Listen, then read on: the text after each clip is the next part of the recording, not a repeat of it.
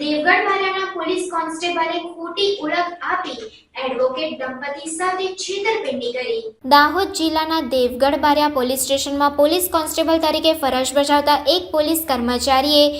એક એડવોકેટ તથા તેની પત્નીને દેવગઢ બારિયાના પીએસઆઈ હોવાની ખોટી ઓળખ આપી વિશ્વાસમાં લઈ તે દંપતી પાસેથી રૂપિયા પડાવી છેતરપિંડી કરતા તે બાબતે પોતાના જ પોલીસ સ્ટેશનમાં પોતાના જ વિરુદ્ધ ફરિયાદ નોંધાતા પોલીસ બેડામાં ચકચાર।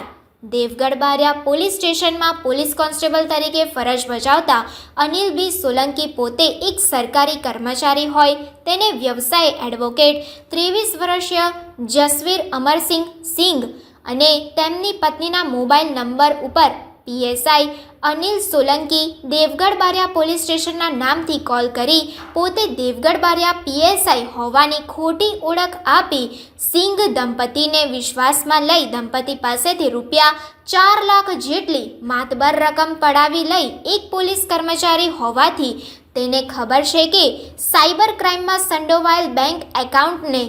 અનફ્રીઝ કરવાની એક કાયદેસરની પ્રક્રિયા હોય છે, તેમ છતાં સરકારી કર્મચારી તરીકેના વિશ્વાસનું અપરાધિક હનન કરી દંપતી પાસેથી રૂપિયા પડાવી લઈ વિશ્વાસઘાત કર્યો હતો। આ સંબંધે છેતરપિંડી અને વિશ્વાસઘાતનો ભોગ બનેલ એડવોકેટ જસવીર અમરસિંઘે